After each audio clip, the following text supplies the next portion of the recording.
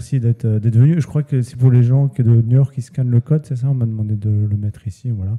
Et donc, je vais vous parler de passer en mode startup, qui est un livre que j'ai écrit il y a à peu près 2 ans, 2 ans, ouais, pendant le Covid, qui était au fait un petit peu ce que j'ai appris sur les 15 dernières années, de mon expérience, et je vous en parlais un petit peu.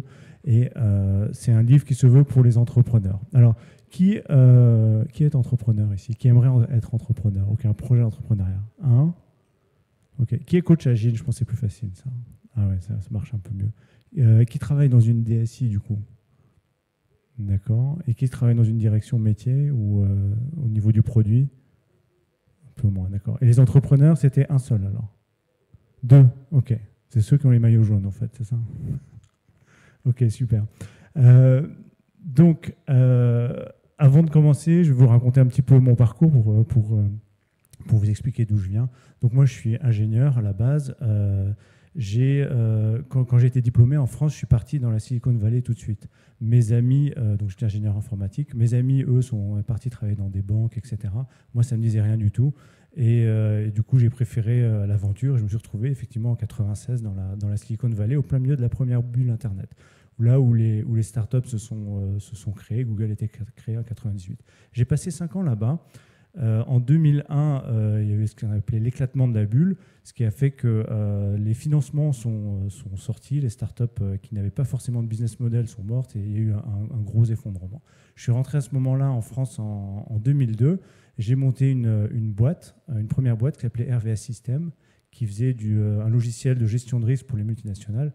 Et j'avais toujours une casquette technique à cette époque-là. D'ailleurs, puisqu'on est sur une conférence agile, c'était en 2002, c'est ça. Et moi, j'avais travaillé avec, c'est ce qui est devenu après les méthodes agiles dans la Silicon Valley. C'est on développe et puis on verra bien un petit peu ce qui se passe. Mais ça s'est structuré un peu après. Et j'avais monté en 2002 les premières équipes d'extreme programming. Du coup, on faisait du peer programming, etc. Donc ça, c'était une petite expérience.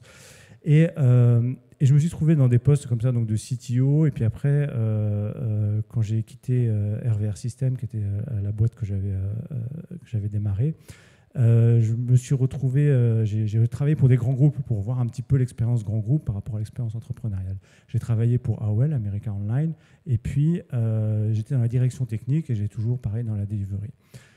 Et puis, de fil en aiguille, je me suis retrouvé sur un poste transverse à Londres où je gérais plusieurs équipes au niveau de l'Europe, ce qui était très intéressant. Et je faisais plus de programmation, je faisais de la gestion de programme. Mais il y avait toujours quelqu'un qui arrivait avec le cahier des charges. Il disait, voilà ce qu'il faut faire. Et moi, souvent, je voyais ce qui était demandé et je n'étais pas d'accord avec. Donc, je disais, mais mon boulot, c'est de le faire. D'accord. Donc, je ne me plaignais pas et puis je déroulais, on implémentait le cahier des charges. Mais ça me chiffonnait et puis je dis bon bah écoute va voir et puis passe de l'autre côté produit. Donc j'ai fait un switch de passer de la technique au côté produit et donc j'ai dû ça c'était en 2008 un peu ouais, en 2008 et j'ai dû m'outiller en fait en me disant bah apprendre ce métier de chef de produit quelque part. À ce moment-là naissait un peu ce qu'on va voir aujourd'hui, ce qui est la science entrepreneuriale, c'est-à-dire que des échecs de la Silicon Valley, on a pu tirer des leçons et ces leçons ont été appliquées dans le monde du business et des outils sont sortis. J'ai vu dans plusieurs conférences, on va en parler aussi, la boucle de feedback, le test and learn. À l'époque, en 2008, on commençait à faire des tests AB, donc on pouvait mesurer des comportements clients, on pouvait prendre des décisions par rapport à de la donnée précise sur des produits. Donc je me suis retrouvé chef de produit du site de la BBC, comme j'étais en Angleterre. Et je devais effectivement prendre des décisions, arbitrer sur qu'est-ce qu'il fallait construire exactement. Est-ce que la homepage elle devrait être comme ci, comme ça, etc. Donc c'était passionnant. Par contre, c'était une grosse structure. Et donc, on se dit qu'on a une super marque, on peut faire plein de choses, mais au fait, ça ne bouge pas vraiment par rapport aux startups où quand on faisait quelque chose, le lendemain, hop, c'était en production. Et donc, je vois un petit peu aussi, de par cette expérience, la limite des grands groupes et surtout l'inertie qu'il y a pour faire bouger des choses. Et en 2010, avec mon expérience tech et produit, je me mets en indépendant et je propose mes services sur la stratégie produit pour des business online. De fil en aiguille, je me retrouve en France en 2012 et là, je me rapproche du milieu entrepreneurial. Je commence à aider les startups avec mon expertise. Et en 2012, il n'y avait pas vraiment de fonction de produit encore dans les entreprises françaises. C'était plus, le produit était plus vu comme du marketing, voilà, mais il n'y avait pas cette fonction qui est née ces dernières années. Et donc, je me suis rapproché de milieu entrepreneurial qui était naissant à cette époque. J'ai commencé à aider les entrepreneurs avec ces méthodes, à les guider. Et de fil en aiguille, les grands groupes sont venus me voir et m'ont demandé « Tiens, tu as l'air de t'y connaître avec ces méthodes, donc les méthodes pour les citer, Lean Startup, Design Thinking, tu as l'air de t'y connaître là-dedans. Pourquoi tu ne viendrais pas nous aider sur nos projets d'innovation ?» Et j'ai commencé du coup à prendre ces méthodes, les appliquer aussi bien dans les startups que dans les grands groupes. Enfin, j'apprenais sur les startups et après j'allais faire dans les grands groupes. Donc c'est un petit peu les outils qu'on va voir un petit peu. Donc c'est des outils qui sont à destination des startups mais qui sont utilisés dans les grands groupes. Donc voilà, ça c'est le livre que j'ai écrit et donc qui reprend ces outils et on va en parcourir quelques-uns de manière un petit peu ludique et interactive, j'espère. Et à travers ces étapes. Donc, les sources de ça, c'est effectivement l'apprentissage que je vous disais, l'apprentissage auprès des entrepreneurs et l'application dans d'autres contextes. Ce livre-là, écrit en 2011, je crois, donc j'ai rencontré Eric Ries quand il est passé faire une conférence à Londres. Et c'était un déclic pour moi. Pourquoi ? Parce que tout à coup, tout ce qui était un peu nébuleux, comment fonctionnait le business, mais surtout comment on priorisait les besoins utilisateurs, etc. Et ben là-dedans, il y avait des outils qui permettaient de mesurer ça, enfin, en tout cas, la promesse d'outils qui permettait de mesurer ça. Et moi, en tant qu'ingénieur, j'étais content parce que c'était carré. On peut mesurer, on peut dire oui, bon, c'est bon ou pas. Voilà, donc ce livre, donc le Lean Startup, a donné naissance à un mouvement, en fait, qui se veut très ouvert, et chacun a écrit un bout, et moi j'ai rajouté ma brique ici, passée en mode startup, suite à avoir lu et appliqué tous ces livres. Ce que j'ai fait aussi, c'est que je l'ai écrit en français, j'ai pris des exemples de startups françaises pour pas que ce soit Amazon, Dropbox, etc., qui ne nous parlent pas forcément. Et du coup, on va commencer par un petit exercice. Et je vais vous demander de vous mettre en binôme et vous allez réfléchir, de prendre 2 minutes, à ce que vous feriez si vous aviez une start-up à lancer. Et la start-up, voilà, votre idée de start-up, c'est vendre des bijoux sur Internet et des bijoux customisés. C'est-à-dire qu'effectivement, Internet révolutionne un peu la façon dont on distribue les biens, mais là, on va pouvoir choisir son alliage, le métal, la pierre qu'on veut, etc. sur le bijou. Okay, pourquoi pas graver son nom aussi dedans. Donc c'est l'idée de base. Vos moyens, vous avez 2 cofondateurs, un tech et un marketing. Vous avez 10 000 € à peu près et vous avez une volonté inébranlable. Okay, la question que je vous pose, c'est qu'est-ce que vous feriez dans les 3 premiers mois suite à avoir décidé de « Ah tiens, on va se lancer ». Okay. Je vous laisse parler avec votre voisin. Je vous donne 2 minutes et puis après on prend quelques idées.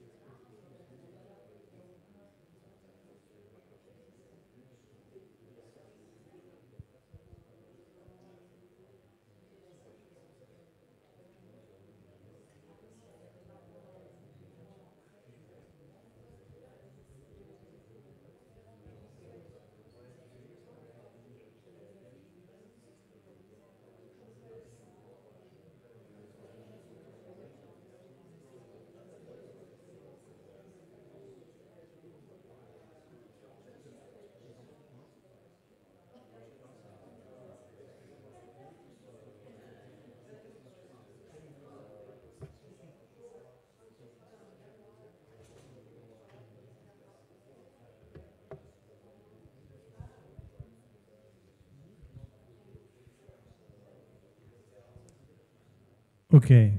Je vais écouter quelques réponses.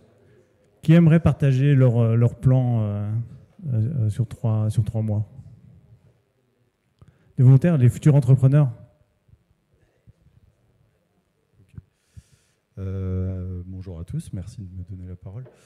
Avec ces 10 000 euros, je pense qu'on ferait une landing page pour proposer notre produit et une campagne massive de référencement pour voir en fait mettre notre offre sur le marché et voir comment ça répond avant même d'avoir créé notre produit, voir s'il y a bien de la demande pour ça et s'arrêter là avec les 10 000 euros et se dire bon bah il y a de la demande, on va aller plus loin. Merci. Quelqu'un a un plan un peu différent? Déjà, je trouve ton use case très drôle. Je ne sais pas si certains connaissent la série Big Bang Theory. C'est exactement ça. Et c'est effectivement ce qu'ils font. En fait, ils font, alors juste pour aller un petit peu plus loin, ils font un modèle, juste un modèle unique de chaque bijou customisé qu'ils exposent sur la landing page et voir effectivement s'il y a une commande. Le seul truc auquel ils font pas attention, c'est de plafonner le nombre de bijoux commandés.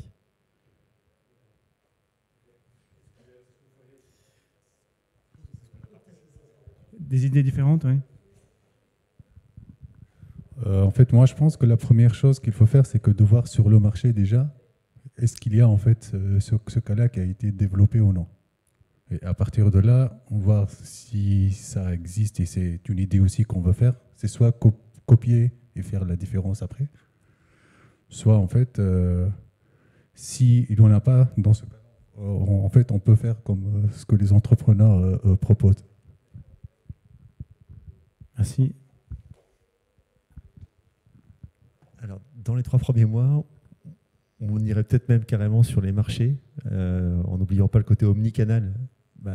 Aller vendre tout de suite les premiers bijoux, en ayant quand même une landing page, quelque chose, mais pas forcément une plateforme tout de suite. D'utiliser ça pour acheter un camion et faire les marchés, aller vendre les premiers qualitatifs avec des renvois vers Instagram et faire ce qu'on veut, Etsy, mais pas trop cramer le cash loin de la vente. Vendre en premier. Ok, merci, super intéressant. Alors, il n'y a pas de bonne réponse, il n'y a pas de mauvaise réponse, il y a juste ce qui s'est passé réellement. Alors, ce qui est intéressant quand je pose cette question, en général, les gens répondent par ce qu'ils savent faire. C'est-à-dire que, je me rappelle, il y avait un directeur financier, lui, il ferait le business plan. Le gars de l'IT, lui, il commencerait à coder le site. Et le gars du marketing, il commencerait à faire des pubs sur les réseaux sociaux. Donc, ils ont les gens. Alors vous, je vois que ça a cogité un peu et vous êtes préparé un peu, mais les réponses ne sont pas très éloignées de ce qui s'est passé. L'entreprise, effectivement, elle existe, mais elle n'existait pas il y a 10-15 ans. Et elle s'appelle... est-ce que ça marche, ça? Voilà. Gemio. Vous connaissez Gemio? Ouais. Voilà, ils sont connus en France, je crois que c'est dans les 5 premières marques françaises maintenant. Et donc, comment ils se sont lancés, eux, quand ils ont eu cette idée? Et ils ont déjà l'idée est venue parce que suite à une expérience où vous voulez acheter une bague de fiançailles place Vendôme, ils étaient très déçus par l'expérience. Ils se sont dit il y a moyen de faire autre chose différemment. Et donc, ils se sont donné 3 mois, les 3 fondateurs, pour se prouver à eux-mêmes qu'ils pouvaient vendre une bague customisée sur Internet. Comment ils ont fait à l'époque? Ils ont fait un site WordPress pour exposer les modèles possibles, des modèles qui pouvaient même pas exister physiquement en fait parce qu'ils n'étaient pas réalisables par erreur d'ailleurs. Mais ils ont créé ce site qui serait l'équivalent d'une landing page aujourd'hui. Et ils ont commencé à payer des cafés ce qu'on appelait les blogueuses à l'époque, qui sont devenues des influenceuses ou influenceurs maintenant, pour leur parler du concept, etc., qui ont relayé. Et il n'y avait pas de moyen de paiement, pas de moyen d'acheter, pas moyen de passer commande, à part un numéro de téléphone. Et là, surprise, ils ont eu quelqu'un qui les ont appelés et qui a passé la première commande, qui était une bague bien spécifique, avec une pierre spécifique. Et cette commande, ils n'avaient même pas de quoi l'encaisser, en fait. Donc, ils n'avaient même pas de quoi la produire. Et donc, ils ont expliqué à la dame qu'elle pouvait faire un virement, qu'elle aurait sa bague dans les 2 mois qui suivent. Finalement, ils se sont trompés sur les délais. Ils ont fait 70 producteurs, fabricants possibles pour produire une bague. Tous leur ont dit non, si c'est juste une, non, il faut vous commandiez 50, 100, 1000, etc. Donc, et finalement, il y en a un qui s'est dit, tiens, Internet, ça a l'air nouveau, etc. Pourquoi pas, et a accepté de produire la bague. Et c'est le producteur aujourd'hui de l'entreprise. Donc, vous étiez pas loin. Premier, effectivement, on met pas des gros moyens, on dépense pas tout son argent sur construire quelque chose et on va tester le marché. Une façon de faire aussi, c'est un petit peu comme ce que tu as dit, c'est aller voir ce qui se vend le plus et donc regarder un peu ce que fait la concurrence dans ce contexte. Okay. Alors, ça, vous en avez entendu parler, 90% des startups échouent et la startup, c'est un très bon contexte pour tester des choses. C'est-à-dire que, je m'explique, dans un grand groupe, si un projet échoue, il va être un peu noyé et l'échec va être un petit peu absorbé par le reste du groupe. Dans une startup, il y a 3-4 personnes, si ça marche, c'est fini. D'accord ? Il n'y a pas de rallonge ou quoi que ce soit. D'accord ? Et donc, ce qui va marcher dans les startups, il y a énormément plus de tensions et de contraintes dans une startup. Et donc, les méthodes qui sont développées dans les startups, c'est un petit peu des méthodes de champions du business ou de l'athlétisme, si vous voulez, et qui sont ramenées après dans les grands groupes. Donc, il y a énormément de valeur à apprendre des entrepreneurs. Dans la culture, un petit peu, c'est ce qu'on nous apprend. C'est-à-dire que pour démarrer un business, on part d'une idée, okay, on écrit un business plan, on va chercher des financements, après on engage une équipe, avec cette équipe on construit un super produit, et après on va vendre et marketer ça. Ça vous parle ce plan ? D'accord ? Et ça nous donne 90% de chances d'échec. Okay ? Donc sur une étude qui a été faite qui s'appelait le Startup Genome Project, où ils ont étudié un petit peu toutes les startups, leurs raisons pour les échecs, etc. Ils se sont aperçus de plusieurs choses. La première chose, c'est que entre l'idée de départ et l'idée sur laquelle la startup réussit, eh ben, ce n'est pas la même. D'accord ? Il y a eu un changement. Okay ? C'est ce qu'on appelle le pivot. Hein, donc de manière consciente, au fait, on sait que notre idée de départ n'est pas la bonne. Et donc le but du jeu, ce n'est pas de construire son idée, mais c'est de savoir ce qu'il faut construire exactement. Okay, comme produit. Et le fait que le pivot soit mis en question, eh bien, pardon, que le pivot rentre dans l'équation, eh bien, au fait, la première étape, écrire son business plan à la base, met la startup en danger. Et je vais m'expliquer. D'accord ? Donc, c'est ce que je vous dis, l'adaptation, donc le pivot, dont la startup a besoin. Si elle ne pivote pas, eh ben, elle meurt, tout simplement. Alors pour revenir au contexte des grands groupes, c'est plus dur des fois de faire pivoter parce qu'il y a des enjeux et des fois le projet pivote et ne devient plus aligné avec la stratégie, donc ils n'ont pas forcément la même flexibilité. Et quand je vous parle de business plan, je dis attention, voilà, tous les business plans sont faux. Je m'explique, ils ont tous une courbe comme ça avec les revenus sur le temps. Okay ? Et en fait, aucune start-up n'a fait les chiffres qu'ils ont dit qu'ils allaient faire. C'est une prévision, c'est une vision du futur possible, mais ils sont faux. Et en plus, c'est tous les mêmes, parce qu'ils ont tous cette courbe, et si un entrepreneur n'a pas cette courbe, il va changer les chiffres pour avoir cette courbe, sinon, il va changer ses hypothèses, sinon son projet, personne ne s'y intéresse. Okay ? Faites le parallèle business plan, business case, si vous voulez. Et bien souvent, il y a des business cases qui sont construits sur des hypothèses non validées, et ils sont probablement faux, et ils se ressemblent tous un peu. Voilà. Et le danger, c'est, en fait, en plus d'avoir ça, c'est de parfaitement suivre son plan. C'est-à-dire que maintenant, on a un business case, on a un plan, on a du financement, ok, super, ben on va faire le plan qu'on a dit qu'on allait faire. Et on s'enlève la capacité de s'adapter et de pivoter. D'accord ? Donc on a l'impression qu'on fait du progrès, parce qu'on développe telle fonctionnalité, telle fonctionnalité, telle fonctionnalité, mais au fait, on progresse, oui, en construisant, mais on ne progresse rien du tout côté business et compréhension du client. D'accord ? Donc on rentre dans un tunnel et puis on sort de l'autre côté et peut-être qu'on n'est pas au bon endroit. Alors Steve Blank, qui était un des penseurs autour du Lean Startup, il dit « Aucun plan ne survit le contact au premier client », c'est-à-dire que le business plan est fait avec des hypothèses réfléchies en chambre, mais dès qu'on va parler au client, on s'aperçoit que la réalité est bien différente. Ou alors ce prix Nobel qui disait que les prédictions est un exercice très compliqué, surtout quand elles concernent le futur. Vous êtes d'accord ?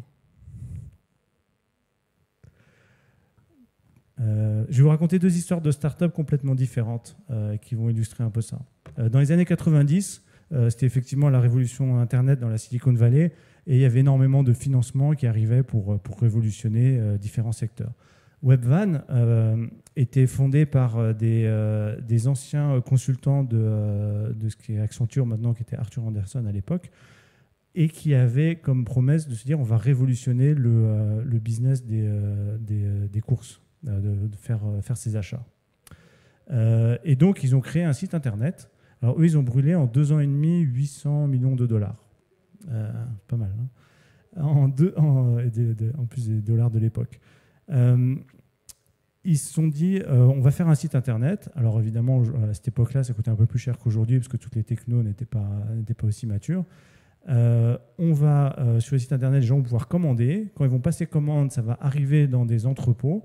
Dans ces entrepôts, tout va être automatisé, un petit peu comme c'est sur Amazon maintenant, comme des entrepôts d'Amazon, pour que la commande soit prête et puisse être livrée dans la demi-heure à la personne qui a passé la commande. Ils ont construit ces entrepôts dans 5 villes aux États-Unis et ils se sont dit OK, on est prêt. On va faire une campagne commerciale. Ils ont acheté des pubs au Super Bowl, c'est pas donné non plus, pour faire un maximum de bruit et pouvoir avoir le maximum de clients. Et après le lancement, 6 mois après, même 9 mois après, ils ont mis la clé sous la porte. Je vais vous montrer une petite vidéo qui montre leur pub. Vous pouvez vous rendre compte, ça dure 1 minute. Je réappuie après.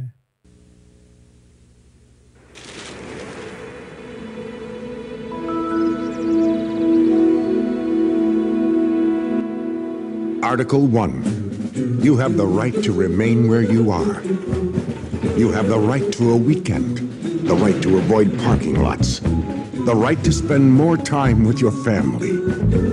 You have the right to come home from work and find something good waiting for you in the fridge. The right to impeccable produce, well-marbled beef, fish and poultry of the highest integrity, and the right to receive them at everyday grocery store prices. You have the right to be in your house when a delivery is made, the right to open your front door and be met by a friendly face, and the right to have someone else unpack your groceries. You have the right to the good stuff. Brought to you by Webvan. Alors, ce que j'aime bien dans cette pub, c'est qu'on voit déjà le côté industriel qui est pensé depuis le début. Et donc, ils se sont plantés parce que, à votre avis?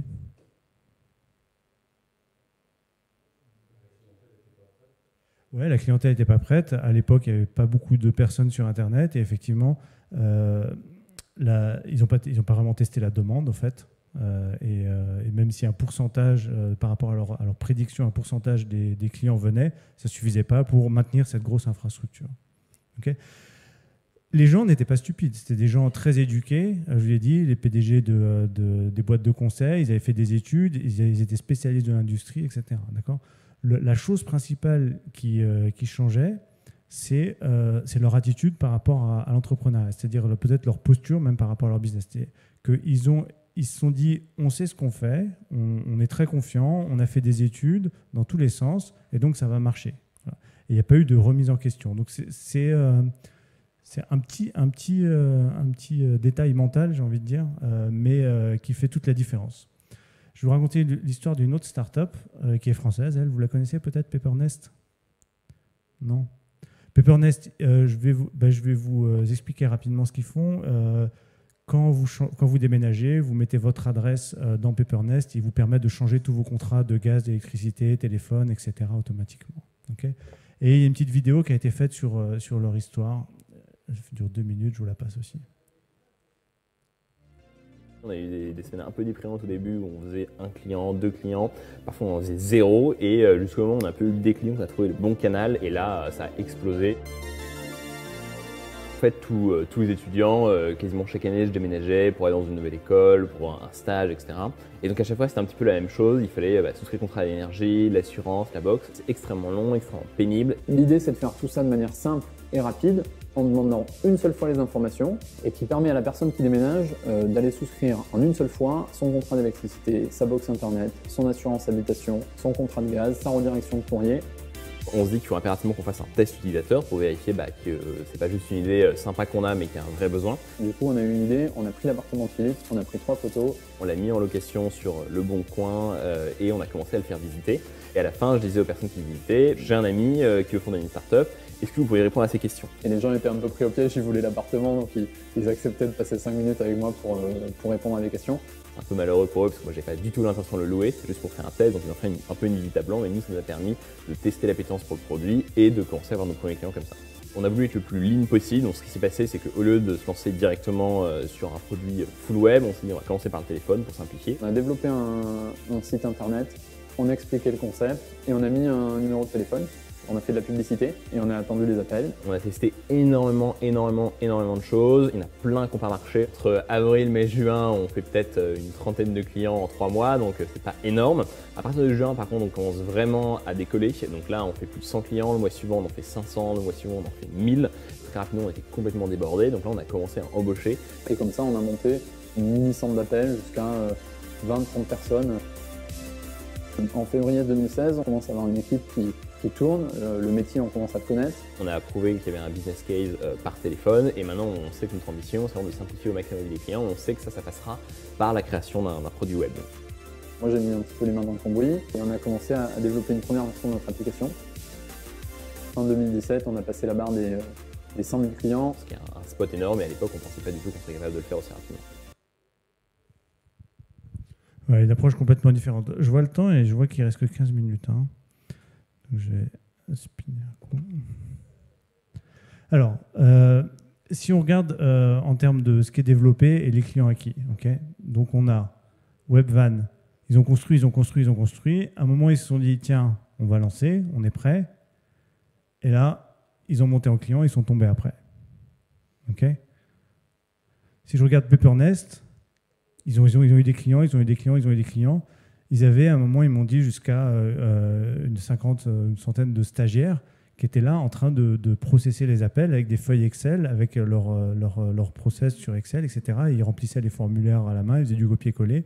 Et ils ont construit, parce qu'ils n'en pouvaient plus, ils ne pouvaient plus absorber plus de clients. Donc, ils ont construit un produit à ce moment-là. Et donc, ils n'ont pas décidé de lancer. En fait, ils avaient déjà décidé de lancer et ils ont construit plus tard. Et grâce à ce qu'ils ont construit, ça leur a permis de faire la croissance. OK ? Ouais. Non, Peppernest marche bien, ils sont développés à l'international, etc. Ouais, c'est deux exemples un peu opposés. Ils sont un peu extrêmes, les deux. Hein. Peppernest, ils ont fait le lean à la lettre, et Webvan, c'était tout l'inverse. Après, on peut s'imaginer que ce qu'ont fait les fondateurs de Peppernest au début, avant à mettre leur appart en location, etc., ben, c'était peut-être un peu plus compliqué pour le fondateur de Webvan, qui était déjà un PDG bien payé, d'avoir une approche comme ça aussi. Peut-être des choses comme ça qui se jouent aussi. Les 8 différences, je vous les donne rapidement. Ils ont cherché à construire le produit parfait. Ils ont fait des études de marché, oui, mais pour confirmer leur position. Ils n'ont pas cherché à savoir s'ils avaient tort. Okay, c'est très important, ça, quand on fait des tests. Ils sont concentrés sur l'optimisation et l'exécution, comme on a vu. Ils n'ont pas testé le marché assez tôt. Et Peppernest, eux, ils ont commencé en validant le besoin. Ils servent des clients très rapidement. Ils adoptent une approche low-tech, où ils ne veulent pas construire. Et ils ont construit seulement quand ils avaient absolument besoin de construire. Okay. Et ça, c'est un des défauts aussi, c'est que souvent, les gens vont pousser à construire le produit juste parce que ça donne quelque chose de tangible.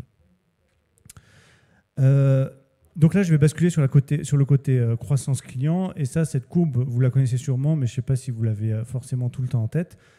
C'est la courbe d'adoption d'un produit ou d'une technologie, c'est un petit peu ce que vous voulez, ou de croissance en tout cas, mais qui dit qu'au fait, au début, ça commence lentement, après, ça monte, et après, ça fait un plateau. D'accord ? Ça, vous l'avez vu dans les développements produits, le cycle du développement produit.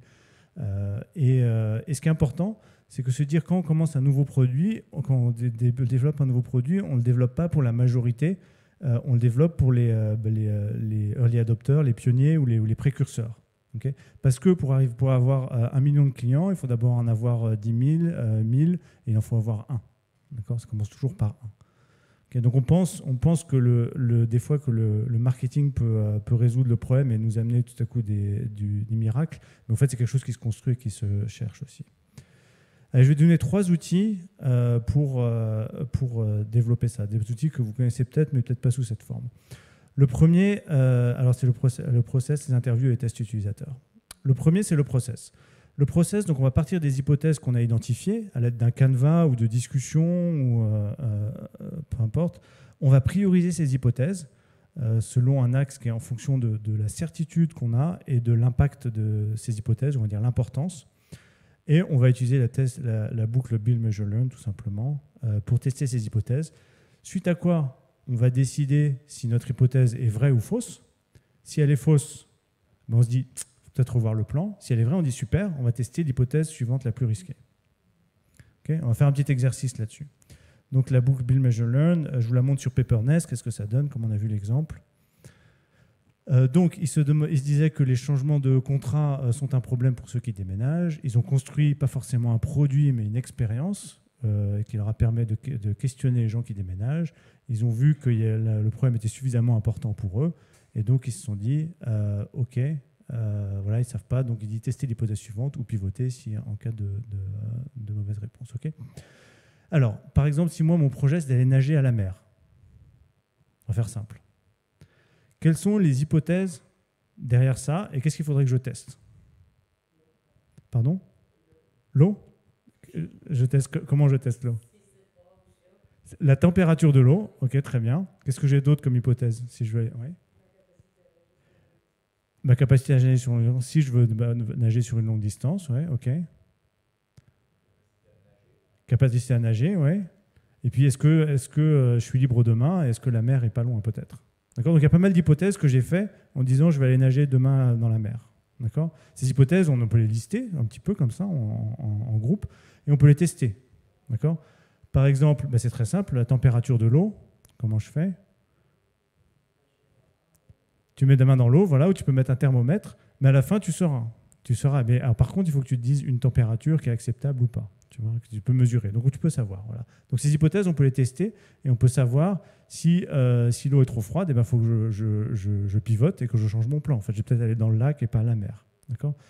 Donc, voilà, cette boucle, elle marche comme ça, de manière assez simple. Donc, c'est bien important de mesurer et surtout, en fonction de la mesure, pouvoir prendre cette décision. D'accord. Alors donc on ne se lance pas dans construire quelque chose et on va mesurer. Non, il faut que quand on est commencé à construire, on sache ce qu'on va mesurer et les conclusions d'une réponse fausse ou d'une réponse bonne. Il faut qu'on les ait déjà en tête. Okay.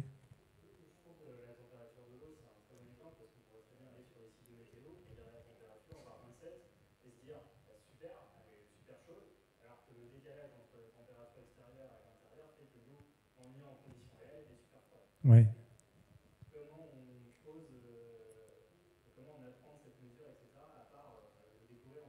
Voilà, oui. Voilà, de l'hypothèse, et puis de tester l'hypothèse, et qu'est-ce que tu vas mesurer derrière, etc.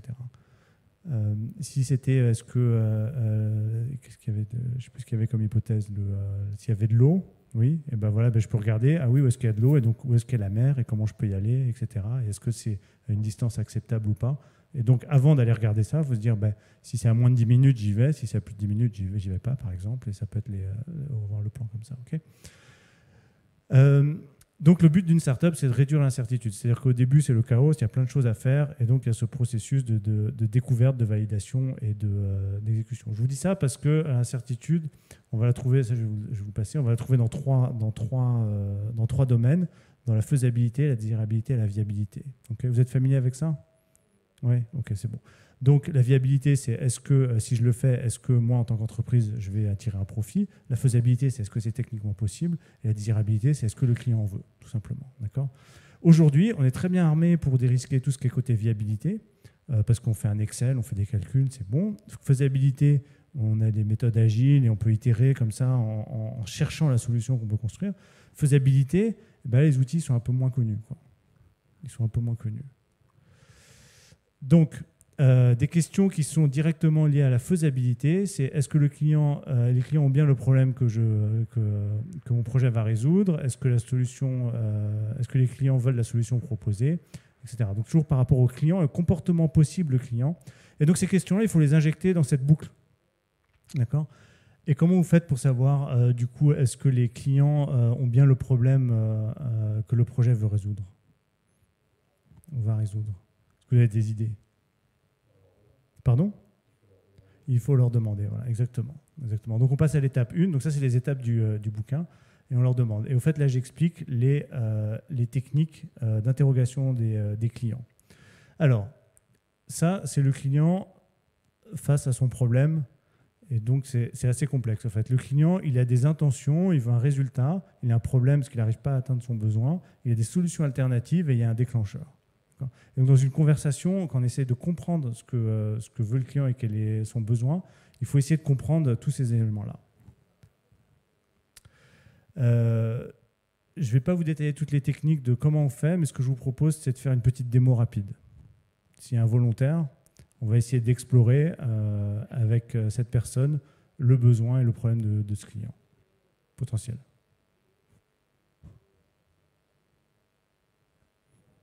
Qui est partant ou partante?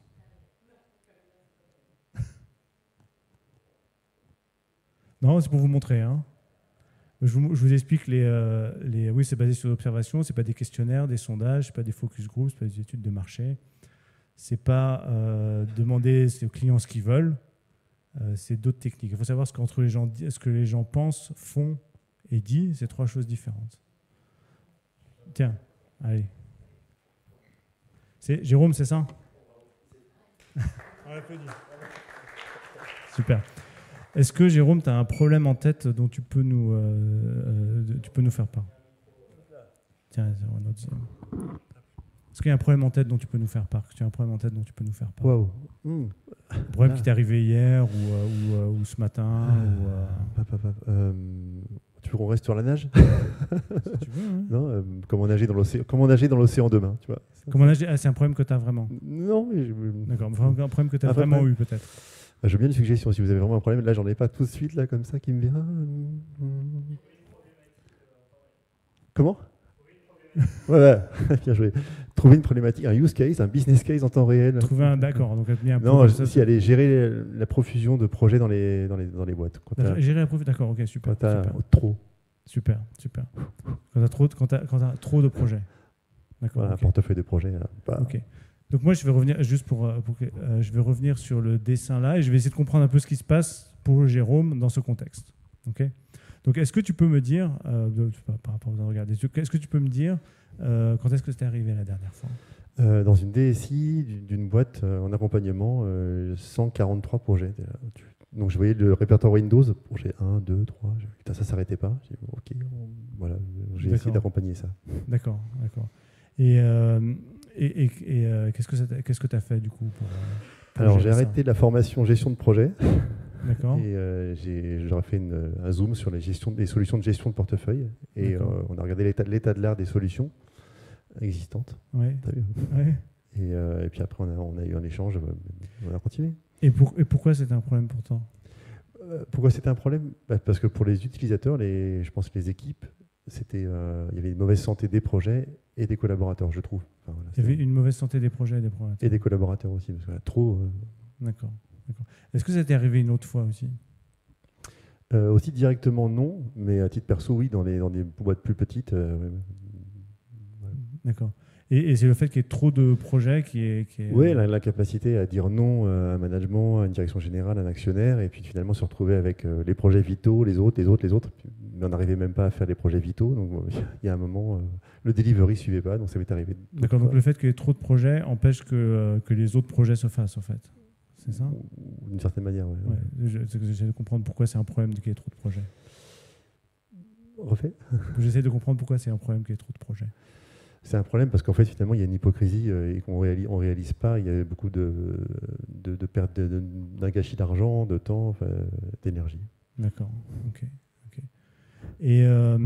Et toi, ça te cause quoi le fait qu'il y ait trop de projets? Ça te fait... Je pense que bien faire son boulot, ça apporte du bien-être et que c'est dommage d'en faire trop. Et voilà, c'est pas grave, on s'en remet, mais c'est dommage d'entretenir ça en fait. Ouais. Parce que toi, tu es responsable du travail, des collègues et d'accord. Ça peut être donc les conséquences, elles sont pour les collègues et pour toi aussi, parce que c'est quoi les conséquences pour toi de trop de projets? Le côté toxique de mal faire en fait. D'accord. Qui fait partie de ta responsabilité dans ce contexte? Ouais. Ouais, c'est ça. Ok. C'est pas mal. J'ai pas mal d'infos pour aller plus loin, mais voilà, on vous remercie Jérôme.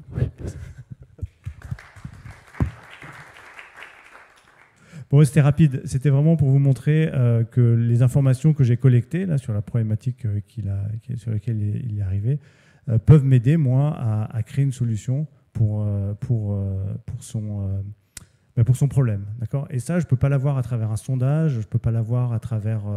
Il faut vraiment avoir cette conversation et ce niveau-là. J'ai fait très rapide, mais en gros, les règles, ce qu'il faut faire, donc je vais faire parler de leurs problèmes, poser des questions sur les événements précis. Je n'ai pas dit en général, quand tu as trop de projets, qu'est-ce qui se passe. Je lui ai dit la dernière fois que tu l'as eu et la fois d'avant, quelles étaient les conséquences. Interviewer une seule personne à la fois, creuser sur les problèmes et les façons de les résoudre. Je n'ai pas fait les 5 pourquoi là.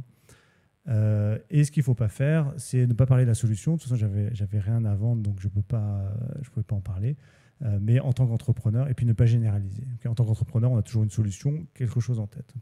Donc c'est un niveau, c'était très court là, mais on fait ça plus sur 20 minutes, 1 heure, et on essaie de développer l'empathie et vraiment comprendre. Quand je parle à Jérôme, mais j'en parle à 3, 4 autres personnes qui me racontent la même histoire, que pour eux, des projets, c'est un problématique parce que ça fait trop de choses à gérer et du coup, les choses sont mal faites. Et bien là, je commence à toucher quelque chose. Donc, parler du passé, observer le présent et oublier le futur. Je n'ai pas posé de question, est-ce que dans l'avenir, tu aimerais ceci, cela? Non, je me suis basé sur les faits. D'accord ? Donc ça permet de rentrer au fait, dans la conversation au début avec une hypothèse de problème qu'on va résoudre. Par exemple, si je travaille sur une application qui permet de compter mes calories, par exemple, eh bien, je peux dire ça va résoudre quel problème ou quel besoin. Alors, ça va répondre. Et ça va répondre aux besoins de ceux qui veulent compter leurs calories. Pourquoi ? Parce qu'ils veulent peut-être perdre du poids. D'accord ? Donc, je peux voir maintenant, je peux aller sonder chez tout le monde qui veut vraiment perdre du poids. D'accord ? Et donc, les anorexiques seront à la fin de ma courbe et pas au début, par exemple. OK ? Donc voilà, ça je vous le passe rapidement. C'est des questions, des tests avec des questions. Je pense que j'ai beaucoup trop de contenu dans mon livre pour 3 quarts d'heure. Je vous le montre celui-là. C'est la conclusion un petit peu de ce passage. Et après, je vais vous montrer un autre outil rapidement. Donc, en fait, c'est les niveaux d'importance du problème. C'est-à-dire que quand je sors de cette conversation, avec mon hypothèse problème, je peux savoir quel est le niveau d'importance du problème pour mon interlocuteur. Okay. Et donc, le premier niveau, c'est la personne a le problème. Okay. Donc, par exemple, elle veut perdre du poids. Deuxième niveau, elle est consciente qu'elle a le problème. C'est-à-dire que là, elle se dit, bon, voilà, je suis comment dire, trop gros. Et en plus, je le sais. Okay. Troisième niveau, c'est je cherche des solutions. C'est-à-dire que ça me dérange et donc je commence à regarder ce que je peux faire. Quatrième niveau, c'est je bricole des solutions. C'est-à-dire que je commence à tester des choses. Okay. Donc là, le client est dans l'action. Avant, il ne réalisait même pas. À l'étape 3, il se disait, tiens, je vais commencer à y réfléchir. Et là, il est déjà en train de bricoler des choses. Et dans la dernière étape, il paye soit de l'argent, du temps, quelque chose pour des solutions. Okay.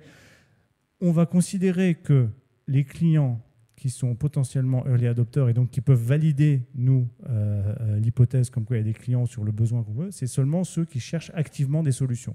Si un client ne cherche pas activement des solutions, ça ne sert à rien de lui construire un produit. D'accord ?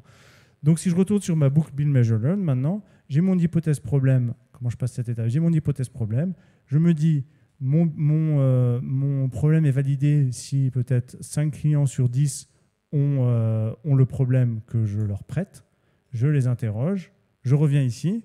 Je fais ça. Je les classe, chacun de mes clients. Et je me dis, au fait, sur les 10 que j'ai interviewés, j'en ai que 2 qui ont vraiment le problème. Donc, qu'est-ce que je fais ? Ben, on change, on pivote, on se dit, ben voilà, sur ce qu'on a appris sur ce cycle, eh ben, qu'est-ce qu'on change ? Est-ce du coup, on s'adresse à ce marché seulement de population ou est-ce qu'on a trouvé un problème plus important qui est plus intéressant de résoudre, etc. Okay.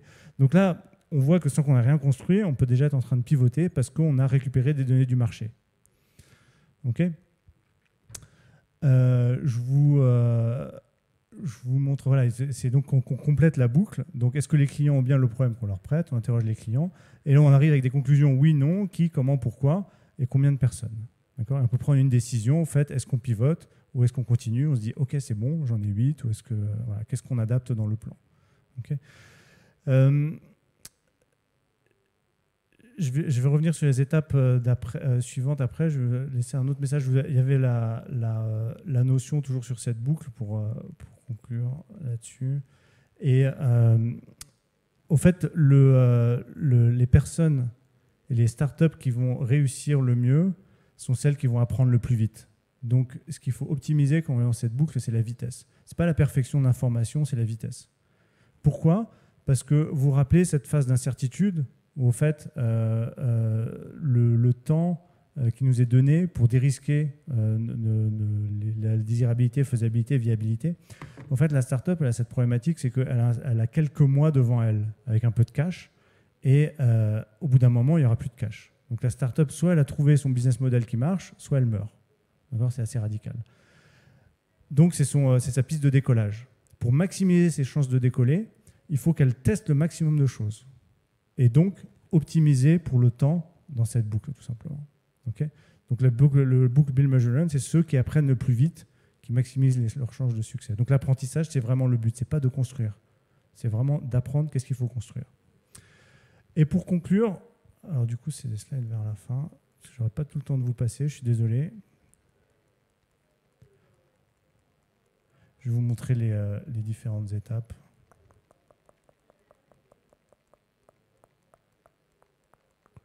Il y a plein d'histoires intéressantes à raconter, bon c'est pas grave.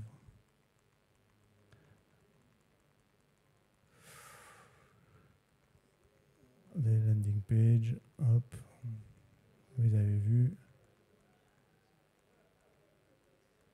Bon, voilà, ça c'est le MVP. Bon, c'est out, hein, j'arrête. C'est un peu plus de temps. Voilà, au fait, les étapes, voilà, pour vous donner un peu de perspective. Donc effectivement, au début, on détaille son idée, on la regarde dans les grosses mailles, on identifie les hypothèses, suite à quoi on interroge ses clients, un petit peu sur les techniques que je vous ai montrées, donc j'ai pu vous montrer que cette étape. Après, une fois qu'on sait exactement un peu plus précisément ce qu'on veut, on va pouvoir tester une offre, technique de landing page, solution interview aussi. On va servir les clients sans construire de produits, toujours, parce qu'on construit une expérience client qui permet de servir quelques clients seulement. Et après, on va passer de cette expérience client à un produit parce que, comme Paper.Nest, on veut passer à l'étape supérieure. Et après, d'un produit au business, et là, on va itérer sur ses canaux d'acquisition, son prix, etc. Et on va vraiment construire une entreprise à ce moment-là. Voilà, je suis désolé, c'était un peu rapide, mais j'ai mon livre ici, si ça vous intéresse. Je peux vous le dédicacer. On a le temps pour des questions ou Ouais, super, merci.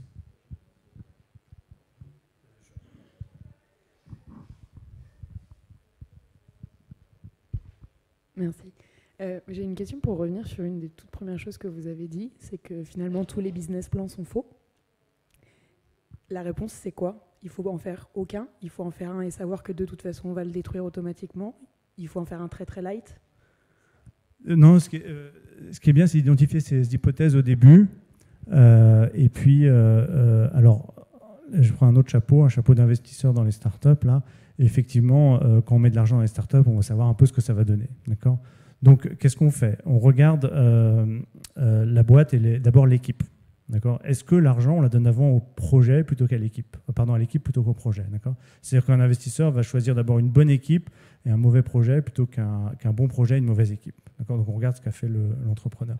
Et après, effectivement, on va regarder un peu la taille du marché ou le potentiel jusqu'où ça pourrait aller. C'est très dur de le dire parce qu'il y a des gens qui se trompent là-dessus. Après, très concrètement, on peut commencer à tirer le trait des revenus quand on a validé les premières hypothèses. D'accord ? C'est-à-dire qu'on se dit, sur ce segment client, on arrive à convertir 5 clients sur 10, par exemple. Donc, on pourrait imaginer ça, d'accord ? Avec un gros point d'interrogation en disant, voilà.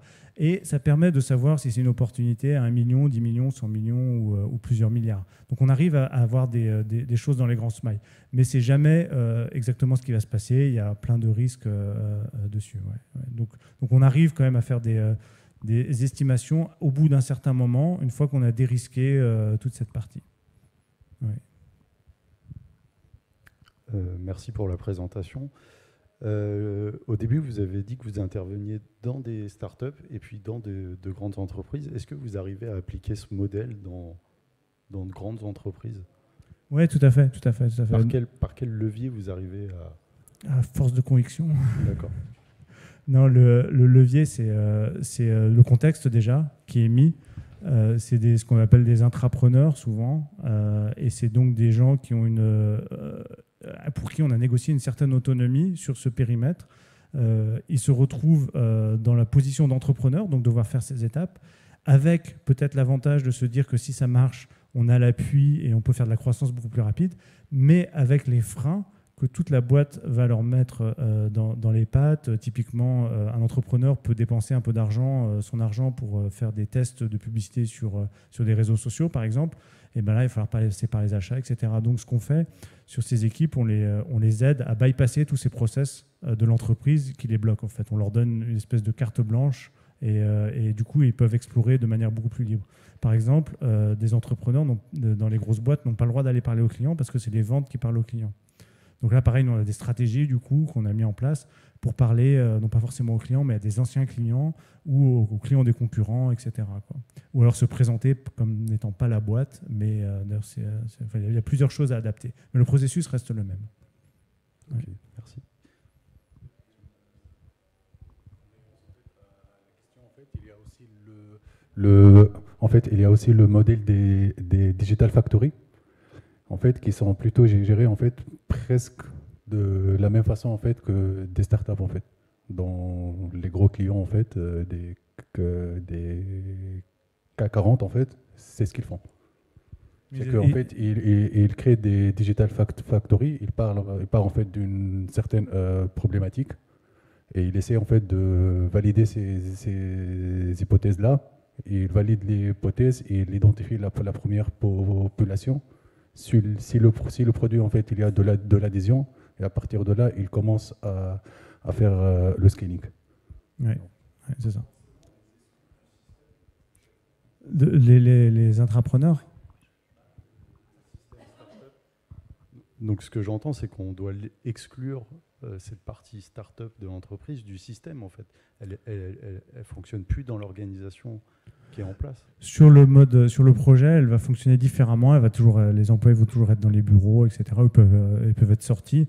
Ce qu'il ne faut pas faire, c'est les sortir complètement parce que sinon, ils deviennent indépendants et le business qu'ils créent ne veut plus être intégré dans l'entreprise.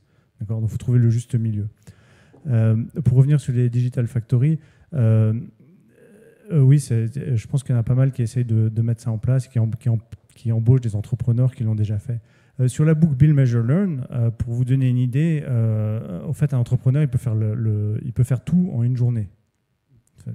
Donc, on peut des itérations comme ça qui peuvent être extrêmement rapides, parce qu'il n'y a pas forcément de build. On peut avoir la réponse à sa question très rapidement. J'ai une deuxième question, en fait. La phase, en fait, entre quand est-ce qu'on va construire le produit et en fait, on a identifié quelques clients, on gère ça manuellement et après, on a dit, OK, on va implémenter une solution. La solution, en fait, ça va prendre un peu de temps pour que ça soit implémenté.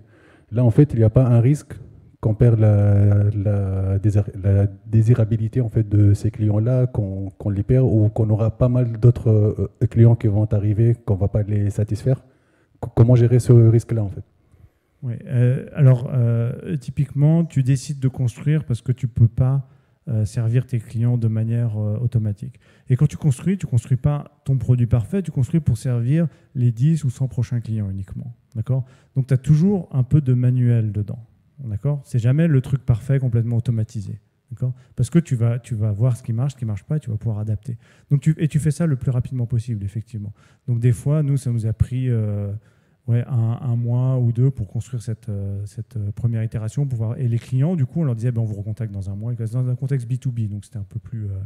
mais en B2C, pareil, il va falloir retrouver d'autres clients et les engager dans ce... Ouais. Merci beaucoup. Va falloir je suis désolé, mais il faut qu'on arrête là du coup, mais rien ne vous empêche d'aller le voir directement pour poser les questions. Merci à vous, très sympa, merci.